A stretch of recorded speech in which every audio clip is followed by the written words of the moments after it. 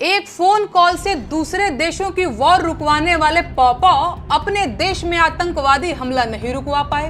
भाजपा का IT cell मुझे देशद्रोही बताकर ट्विटर पर ट्रेंड चला रहा है, सिर्फ इसलिए कि मैं देश के प्रधानमंत्री से सवाल पूछती हूँ। पाकिस्तान के किसी ट्विटर अकाउंट ने मेरा वीडियो कॉपी करके लगा दिया।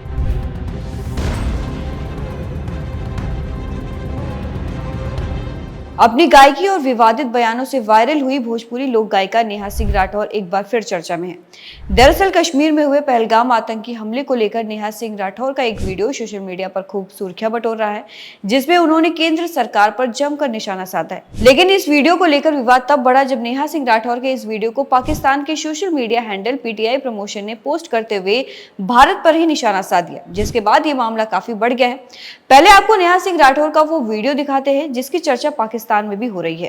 एक फोन कॉल से दूसरे देशों की वॉर रुकवाने वाले पॉपॉ अपने देश में आतंकवादी हमला नहीं रुकवा पाए और अंधभक्त मुझसे कह रहे हैं कि ऐसी बातों पर राजनीति और सवाल मत करो।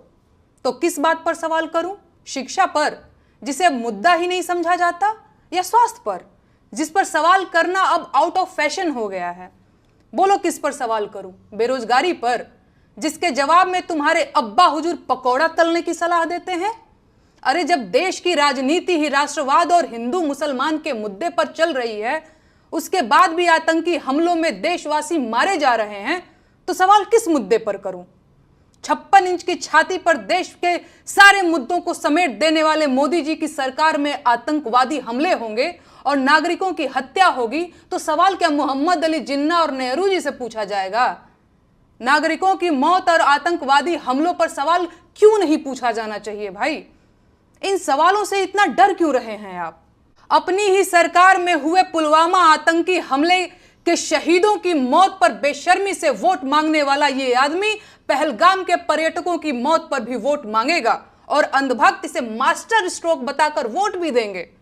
लेकिन इनका कहना है कि सवाल नहीं पूछा जाना चाहिए। बस 2-4 दिनों की बात और है, भक्तों के पॉपॉ पहलगाम आतंकी हमले पर रोते हुए बिहार चुनाव की नींव डालते दिखेंगे और अंधभक्त वो बिहार चुनाव में रोते हुए ढोंगी जी की रील शेयर करते दिखेंगे। आपको बता दें कि नेहा सिंह राठौर ने इस वीडियो में केंद्र सरकार पर जमकर निशाना साधा है। इसके साथ ही उन्होंने इसमें पहलगाम मुद्दे और बिहार चुनाव को लेकर भी सरकार को घेरा, जहां इस वीडियो को पाकिस्तान की पीटीआई प्रमोशन ने पोस्ट कर कैप्शन में लिखा कि इस भारतीय लड़की ने हमलों के पीछे की सच्चाई और कारण का खुलासा किया है और मोदी सरकार बिहार चुनाव में वोट हासिल करने के लिए हमलों का इस्तेमाल करेंगे।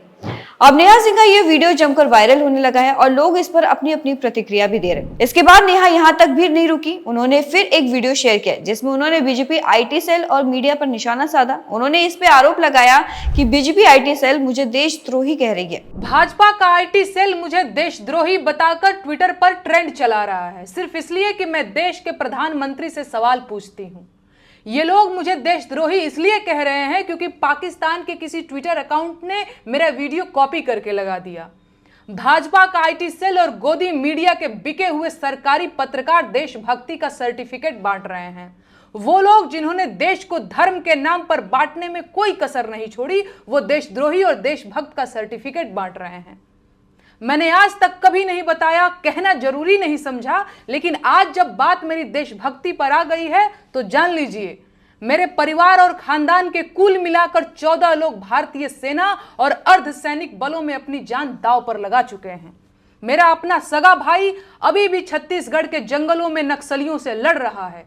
मेरे अपने सगे 4 मामा आर्मी में अधिकारी रहे हैं, जिनमें से 2 लोग कारगिल की जंग लड़ चुके हैं। चाहे थल सेना हो या वायु सेना, मेरे भाई आज भी देश की सेनाओं में हैं और ये 2-2 रुपए के ट्रोल आईटी सेल वाले मुझे देशद्रोही कह रहे हैं। इनकी हिम्मत कैसे हुई? है औकात तो जाकर उससे सवाल पूछो जिसने देश को 10 साल में आतंकवाद से मुक्त कराने की बात कही थी। कहां गई उनकी 56 इंच की छाती? मुझे देशद्रोही कहेंगे ये बिके हुए लोग। कितने नेताओं के अपने बच्चे फौज में हैं? बताओ गिनके। पूरी भाजपा के नेताओं के जितने बच्चे फौज में होंगे, उससे ज्यादा तो मेरे अपने रिश्तेदार और परिवार के लोग सेना में जान दांव पर लगा चुके हैं। अरे आज मैं कहूंगी कि देश का मेन स्ट्रीम मीडिया देश का गद्दार है, क्योंकि उसने कभी सरकार से सवाल नहीं पूछा और सरकार को मनमानी करने दी।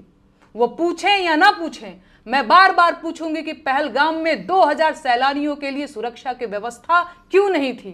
कौन जिम्मेदार है इसका? आतंकी हमले के बाद बिहार में रैली करना इतना जरूरी था?